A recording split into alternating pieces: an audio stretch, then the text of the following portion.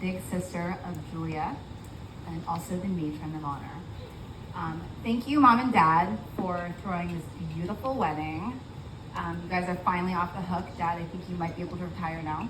And yeah, everyone looked amazing, and I'm so excited to celebrate with you guys.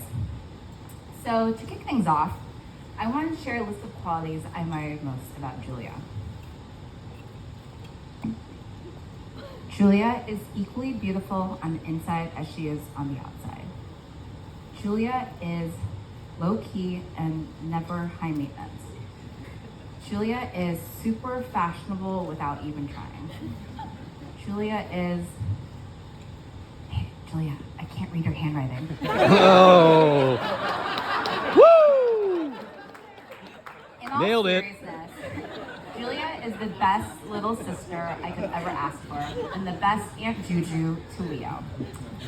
It's really hard to come up with something nice to say about Julia that hasn't already been said by my parents, because she's a favorite. I mean, perfect child. Whether excelling in academics, or literally kicking ass in embarrassing Taekwondo classes, or kissing up to Mom and Dad, I'm just grateful you came second because it would have sucked to be the encore.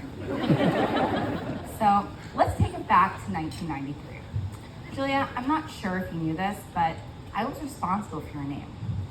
Julia is a name of Latin origin, meaning youthful. But I mean, I didn't know that. I was 3.5.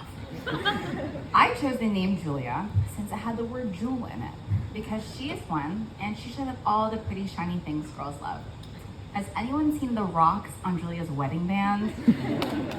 I want to say I helped manifest that, so you're welcome, Julia. I'm registered at Chanel, just so you know. Also, for those of you who don't know, Julia and I had a very unique childhood. We grew up abroad, moving every 2 to 3 years. We lived in Indonesia, Saudi Arabia, Vietnam, Oman, and France. I know, it's a mouthful. One of the perks of the diplomatic lifestyle for my parents is household staff, including 24/7 childcare. As a mom of an almost 2-year-old toddler, this is what dreams are made of. Our first live-in nanny, Ibu Ajang, was truly an angel. I don't think my parents changed a single diaper. There was one particular incident, though, that I recall Ibu Ajang had to witness. Julie and I were taking a bubble bath, just doing what kids do, and then all of a sudden, this horrible stench fills the room. I'm gasping for air. A floating object slams into my back under the bubbles. And as I dig through the layers of bubbles, to my horror, I find the biggest poop I've ever seen. I could not believe my little sister could make such a massive jump. But you know, a lot's changed since Julia was 17. Even though we lived all over the world and experienced so many cultures, our big sister relationship was not immune to sibling rivalry, embarrassing each other, and Julia copying me and me hating it. High school, things began to change. Julia started copying me less, and she really became her own person. Even though I may have said I hated it, I was a little bit sad because I loved having a mini me, but I was also happy to see her blossom into a beautiful young lady. Our differences became more pronounced as we left the nest. I went to the University of Miami, the U, and I went to football games, joined a sorority, and probably spent too many school nights in South Beach. Sorry, Mom and Dad. Julia went to Wheaton, a small liberal arts school, spent several semesters studying abroad, and she was the star of the a cappella group, all while crushing it in school. Although I will say, Mom and Dad, you're probably the only parents who got their money's worth out of an art history degree because she got the husband out of it. So for those of you who don't know, which I think everybody probably does, Dan was the older brother of her college roommate, Kelly. So, it's so scandalous.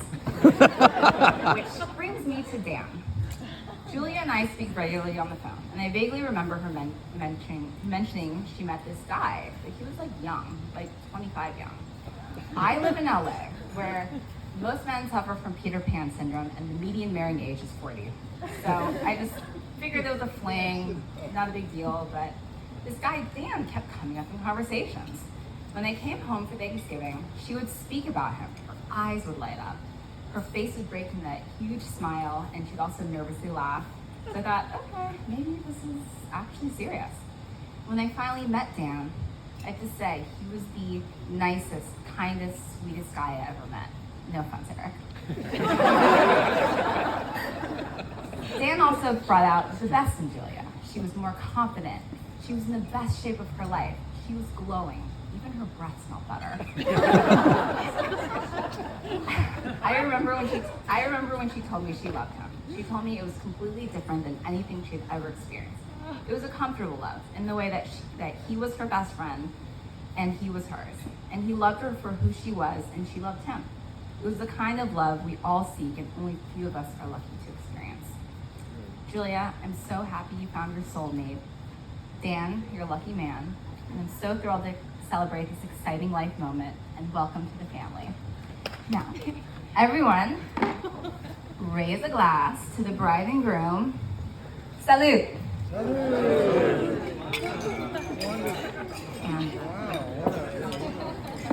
Let's hear it for the sister and the Yeah. of honor, Alicia.